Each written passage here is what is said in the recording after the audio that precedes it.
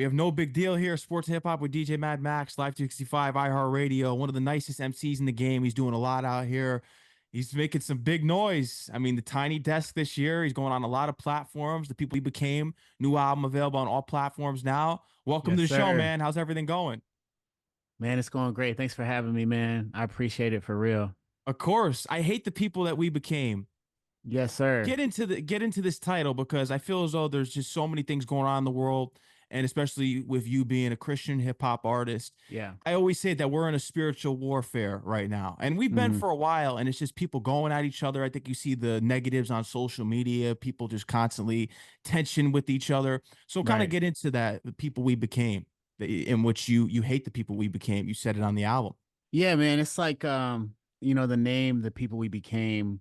The reason I named the album that is because the name by itself isn't negative or positive. At different times, we look in the mirror and we're not proud of who we become. And sometimes we are proud of the person that we see in the mirror.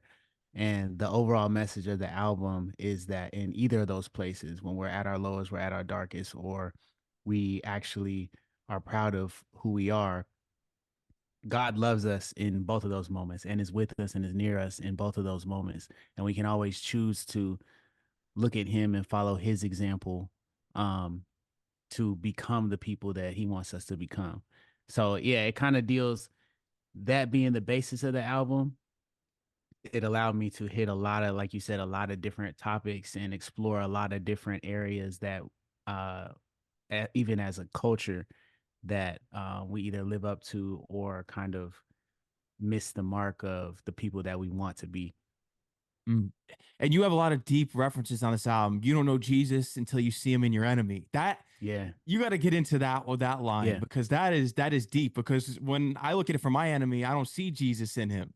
But right. oh, Yeah, get into that. That's deep. That's a deep lyric. yeah, man. So, the big idea that I'm trying to express is that every human being has the image of God, was created in the image of God. So, yes, we've kind of marred that image, or we might not always represent him well, but just the fact that he created us and he decided to put his likeness and his image in everybody means that every single person on the earth has the image of God. And it's kind of like an exploration of even that saying, hate only begets hate. So it's like to change that cycle, whatever negativity you see in your enemy, um, you're not going to make that go away by mirroring that negativity. You know what I mean? Like, and um, we've seen that only love can drive out hate, like Dr. Martin Luther King said, and the scripture says to bless your enemy and do not curse them, and so yeah, that song and that line was even tough for me as I'm writing that song because I wanted to kind of get that message to people. I'm like, I need to write about things that would be tough for me to accept. I'm not just going to sit on a moral high horse and be like, yeah, y'all need to get it together. Like, y'all need to see Jesus in your enemies. You need to go that extra mile. Like, that's why I wrote, like, colonizers shipping people across the seven seas, you know, the cop in the black body he shot down. I'm not only talking to you, I'm talking to myself.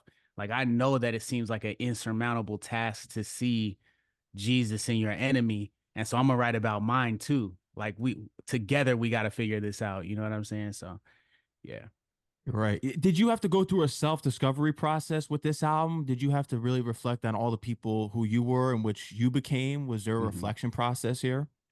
Yeah, and this album, it took 5 years to write this album. I didn't set out 5 years ago to write this album, but it just that's how it naturally came along. That's the process that God took me through. But yeah, I think during those 5 years, this past 5 years is probably the most, um, yeah, most reflection, most introspection, most therapy, most mentorship.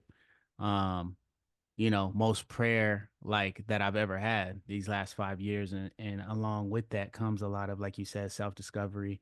Um, and that kind of led to the lyrical content of this album.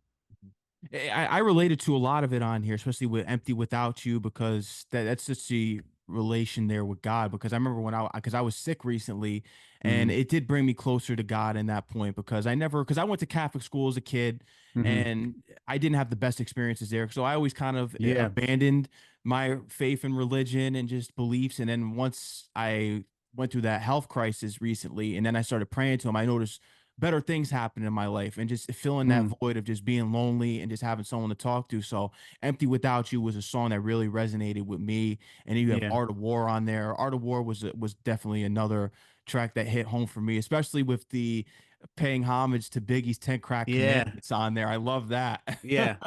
Yeah, man. Yeah, I mean that original beat is just so crazy, and like I thought that the idea that he had to like actually take you step by step through it, that was inspiring. I was like, man, I want to kind of spin this a little bit. So yeah. Yeah. Renaissance, that's another one where just when you listen to it, that's an anthem. Yeah. Yep, that's how I wanted it to feel. Like, and that's like a major theme of this album, but just my artistry in general is like it's a communal thing. So I really wanted that song to feel like communal, like we're bringing in the Renaissance. You know, Renaissance isn't really a like individual thing. That's a cultural shift, you know. So yeah, I wanted to make it sound like that. And you did with this album, because I remember you speaking about it in the past about the resistance within the church with rap music. Do you feel as though with the work that you're doing and other Christian hip hop artists are doing, do you feel as though that you're resolving that conflict within the church, because you're bringing strong messages in here that could really spark a positive influence? Yeah. Yeah, I will say I think that we're seeing a lot more love from the church as time goes on. I think um it's just it took some time to get used to. I mean, I understand the history of it, you know. A lot of churches, especially like black churches, Hispanic churches, churches in the like in the hood, in the projects, like kind of were standoffish towards Christian hip hop, just because they're in those communities, you know what I'm saying? And they saw what music was associated with a lot of the things that was taking their young people, taking their lives, you know, or taking their livelihoods, or what they were listening to, um, you know, and then going to prison. And so I think there was just a natural connection. Um, and so they were standoffish, like, yo, what is this? But I think as time has gone on, and people have had careers full of integrity and careers full of generosity and sacrifice and stuff like that. I think uh, some of the younger guys, we're reaping the benefits of the people who came before us. Like, oh, okay, now I see you guys are really about that. And so, yeah, I have noticed like year after year, like the church is a lot more open to it. Yeah, that's big. That's going to spark a major impact. Speak on just kind of the discourse, because when I look at it, they always separate you guys from the mainstream hip hop artist. Because I look at it as, if you're a hip Yeah, hop artist, you're a hip hop artist. You're a lyricist. I mean, you're right, one of the right. nicest in the game. When I've been listening to your music since Canopy and just listening to his new album, you're a Thank you, lyricist. I bro. don't categorize you. Well, I can't listen to like a G Herbo and Yeah, then listen to No Big Deal. I listen to all the same way. Have right, you right. kind of try to reach out to artists that aren't necessarily a Christian rapper to get them involved more? Have you thought about that? And do you think that may kind of go against what the fans may want? Or Yeah. have you thought about trying to reconnect with people outside of the Christian hip hop artist genre? To Because I think a lot of hip hop artists have positive messages, and then there's ones that Mm-hmm. promote negativity, but there's artists out there that speak on what goes on in the community. So they're just Mm-hmm. speaking on what they see every day. So Mm-hmm. have you thought about reaching out to artists outside of the Christian hip hop community and trying to Mm-hmm. create something bigger and unite? Yeah, and I also lean towards kind of what you said about you know, a lyricist is a lyricist for sure. I mean, I think that for some reason, like Christian rappers, we're the only ones that are kind of put into that box. You know, there's a lot of rappers who are Muslim, who people, you know, they're just rappers. Lupe Fiasco is not a Muslim rapper. He's just a rapper. You know what I Yeah. mean? Or there's a lot of 5% Nation and Kings and Queens. You know, but they're just rappers. Nobody puts them in that box. But yeah, I think to answer your question of like reaching across the aisle, man, I have a lot of in real life friends. It's not even just like kind of reaching out as like, yo, hey, I'm a Christian rapper and I want to see if we can build this thing. It's like these are my friends in real life. Like I have friends Yeah. who don't believe, who have no plan on believing, but they know what I stand for. I'm inviting them to everything. I'm open to talk to them about whatever. And I'm also open to hang. So that same thing is reflected in the business as well. Like there's a lot of people who come to the festival that I own with Indie Tribe, Holy Smoke Fest. There's a lot of people who come in there who are uh just regular rappers in Nashville. Or whoever, and they just come to vibe and hear what's going on. But yeah, I'm always open to that. And anybody who's doing good in the community, I'm supporting them. I'm behind that, regardless of what you believe. And I'm also open to talk about the bigger questions of life as well. Yeah, that's important. And you came up in a Christian family and you speak about it. It was difficult to make it your own faith. So how was it difficult Hmm. for it to make Christianity your own faith? Yeah, it's crazy. This is something that maybe isn't talked about that much, but I was raised in a Christian like family, like go to church every Sunday, type thing. And sometimes that can be tough because as a kid you just associate going to church and Jesus and Christianity the same way as like getting good grades or obeying your parents or doing well at sports or whatever. It's just another way to be a good kid. You know what I'm saying? And so I think I saw it as that. And in some ways that's harder um to for it to really for the faith to really become your own and it really to on a heart level be what you believe as much as you believe in gravity. You know what I'm saying? If you're just kind of using it to make your parents happy. You know what I mean? Um, and so it kind of, I think for a lot of people, it takes sort of either a faith crisis or like the other shoe to drop, something happening in your life where your faith is tested, you know? Okay, well, it's been easy. Your family's Christian. You actually have a social benefit if you identify as Christian. Um, But when you're tested, when it no longer is advantageous, when your family's not around, when everything falls apart, when people betray you, um, and when you have the opportunity to um, uh, comfort yourself or cope or choose another way of living, um, what do you really believe in? And that moment for me was in college when my family lived in another state and I'm by myself and I've gone through a lot of betrayal and a lot of pain. And now it's like, I'm at college, so there's a lot of different things that claim that they can fill that void and can help you. And so what do you really believe at this point in time? You know what I mean? So um, yeah, but that's kind of how that struggle happens, I think, for people who are raised in a Christian environment. Mm. And you went to school for music business because I remember hearing about all the trials and tribulations because you started out interning and Hmm. you, from sweeping the floors, all of a sudden now you're doing some management work and handling Yeah, merchandise. So you've really been from the, like I said, start from the bottom. Now we're here. I mean, that's so it's true. cliche, but man, you've really worked your way up to the top and then working with Derek Miner and him seeing Hmm. your potential. It was just amazing to learn about your journey, just everything that you went through. And then because it is kind of interesting when you look at your journey because you had the potential of an artist right there all along. And then I think once Derek Miner told you, like, you're fired pretty much. Get on your Yeah. journey, make those records and make it 3 mixtapes, getting on the freshman there, Rapzilla. You've Hmm. been doing it and you had the potential all along. And then the label talks at Capital Hmm. CMG, you were involved there. Did you kind of have a gut instinct before you even signed that deal that this may not be what my future holds for me down the line because it was only like 8 months into the point where Hmm. decided that you didn't want to be with them anymore. So was there a gut instinct that you kind of knew early on, like, yeah, this isn't what my future holds? Yeah, I will say that that was kind of a moment where I I was really questioning a lot and I didn't trust my gut on it because you're right. Like even at the time of signing, it wasn't like I felt like this is definitely it. And like I felt I did feel enough peace to sign, but it wasn't like um yeah, I still kind of was like a little bit uneasy about it.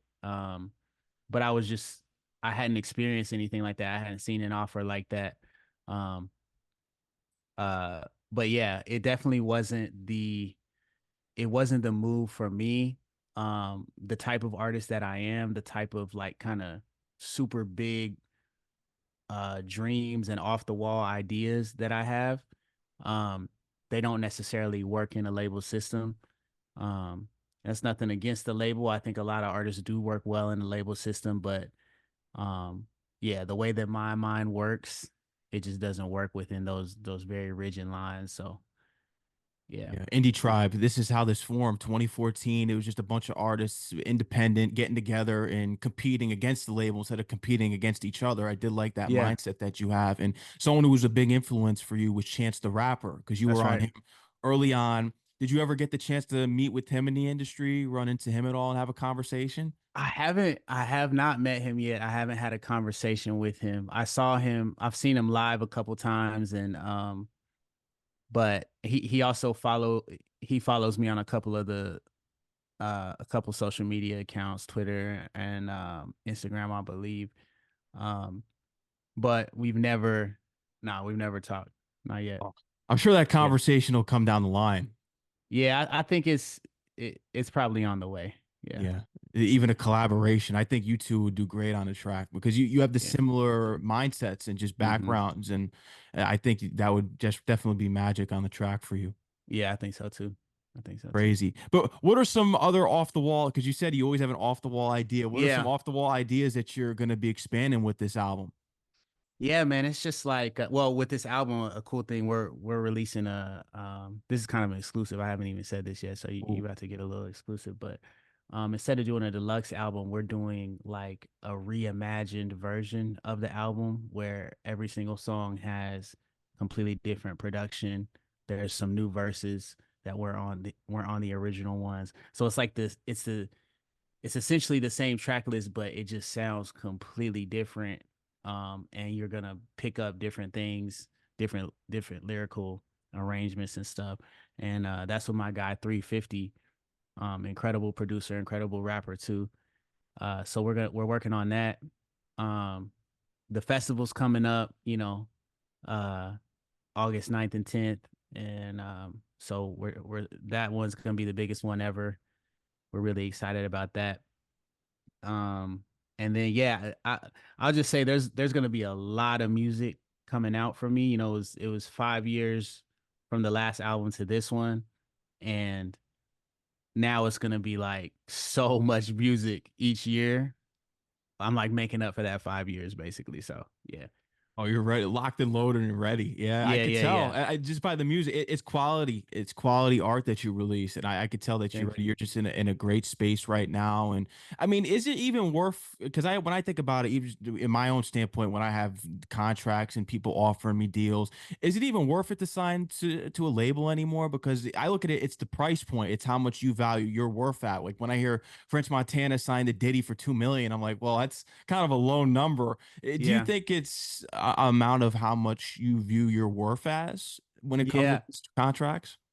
It kind of depends what you want. It depends on a couple factors, like what you want, where you are in your career, and what your overall goal is. I'm not anti-label at all. I think that it works really well um for what it is if you know what you're getting into. So, just a simple example for like you take like and we're just talking music and marketing right now, but like if you take like Lil Nas X after Old Town Road, signing is the right move for him. There's no way that he can have the platform that he does today if he doesn't sign in that moment. So if you have a song that's verifiably like real viral, people call so much viral, but I'm saying like Old Town Road viral, right? And you have all these opportunities, but you don't have the bandwidth to capitalize on all of them. That's a good time to sign, in my opinion.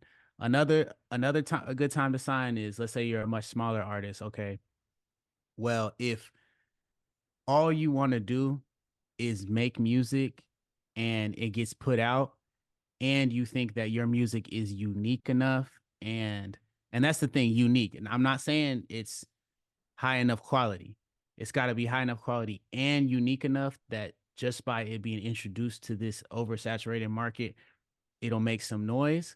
that would be a good time to sign too. If you have an entrepreneurial spirit and you have a very locked in vision for your music, you have like a connection to your fans and you're down to build it like brick by brick, or you have really off the wall ideas like you might come up with an album like 3 weeks before you want it to come out.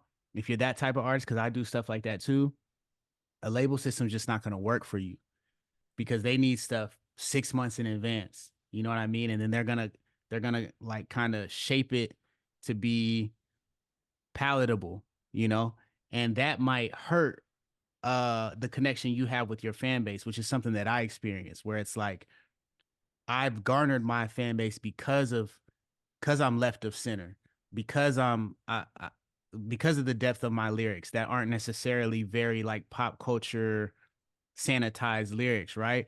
So if I join a label system and their specialty is kind of um like I don't want to say sanitized pop, but I can't think of anything else other than that right now. Like it's kind of like that's not what happened with my label, but I'm just saying like a sanitized pop label or something. Even if they have stars that are going crazy and the people love to hear it from them, my people aren't gonna love to hear that from me. And now I've killed my own momentum because I'm trying to be something that I'm not. The number one thing that fans want is authenticity. And they can sniff it out. They can tell when you're just trying to chase a bag or you're trying to just get on and that's not really you. You know what I'm saying? Like I always say this, it's like, bro, you brought up G Herbo, right? Mhm. The same people who listen to G Herbo and like what he's talking about, if I tomorrow started talking about it and the quality was fire, I was getting with the same producers, videos were crazy, and I was saying the same stuff, they wouldn't rock with it from me. Even though they like hearing it from him, they wouldn't rock with it from me because it's not true to me. And they'll Mhm. be able to tell that authenticity and they'll be out. You know what I'm saying? So it's like you gotta be you and you gotta know what you want in the industry, basically. It's difficult, and you're right about that. And that's something I do respect about you and Angie Herbo. You guys rap from your perspective, and we're all caught up nowadays. And you see it on social media. I don't even like going on there. I do my promotion, I get off because it's Yeah. always people trying to be something that they're not. They're always Right. trying to do the most outrageous stuff to get all the clout, and it's Yeah. crazy the times that we live in now. Yeah, I do hate the people that we become. I You know? really do. I hate the people we became. I Yeah, really yeah. do because Yeah. it's just people aren't themselves anymore, and it's really sad to see that people aren't comfortable in their own skin, and that's something that's why we don't have artists like you. Mm. We don't have artists anymore because we're chasing clout and what everyone else is doing instead of just focusing on yourself and telling your story. Yeah. Yeah. We have a lot more content creators than we do artists, I think. Exactly. Yeah. Yeah.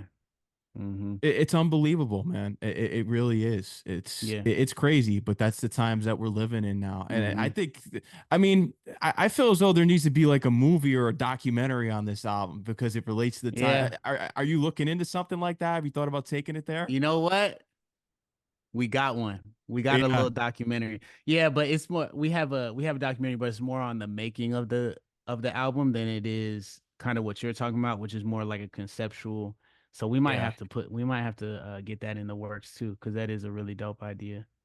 Yeah. yeah. I think so. How's Indie Tribe doing? Bro, How's all yeah, the artists? I was just talking to them today, man. We're super excited because like I said, we run that festival together. That's about 2.5 weeks out. So everybody will be coming in town for that. August 9th and 10th. Yep, yep. So everybody will be coming in town for that. We're gearing up for that. But yeah, man. Yeah. How's your uncle? Because I know your uncle is a Grammy Award winning drummer. Have you thought about collaborating with him on the track? Yeah, I just talked to him the other day too. So we did the No Big Deal Unplugged. I think it was February. It was earlier this year. Where we uh we did a whole show with my music, but we translated it from the tracks that people are used to hearing into a 9-piece band. So there was no backing track at all. Everything that you heard was played live. And he was the band leader for that. And it sold out in Nashville, which is crazy. It's actually my first sold out show in Nashville. Congrats. Um, and so thank you, I appreciate it. So, um, we're gonna do it again, but we're gonna do it even bigger next year. So, yeah, we're working together on that, getting incorporating this new album into it, getting all of that translated for the band and the backup singers and everything. And so, yeah, Yeah. that's my guy. Absolutely. Obama, because he put you on his summer playlist last year. Let's hope he Crazy. puts you on the next one too. Yeah, man, and I thought before that I was like, I wonder if this is kind of like, PR, like if you at least know ahead of time, like, but bro, that joint is like really authentic. Like I found out right when the fans found out. I found out because I'm getting DMs and texts like, yo, you're on the summer playlist. I'm like, what? I'm looking like, yeah, it's crazy. Does he reach? Does he? I always wonder about that. Does he reach out to the artist? Does he ever get in No, that's contact what I'm with them? saying. That's what I'm Yeah. saying, bro. He literally is like, yo, this is what I'm listening to. This is what I like. And that's it, bro. Like, I'm Wow. like, this is crazy. Like, yeah. No, he didn't reach out, didn't hear from anybody. It was just him putting up his favorite song. So Yeah. Wow. You yeah. got that stamp of approval right there. Yeah. I'm like, cool, let's get it. Yeah. Yeah. How did you feel about the feedback from the Tiny Desk? People love that. I saw that. Yeah, man. Man, that was really special. I had a really it was really fun, like recording that and getting that together. And we actually I'm the first ever NPR fan favorite award for NPR Tiny Desk. So the fans, I was the number one pick for the fans. The judges went a different direction. I made like I was like in the top round for the judges.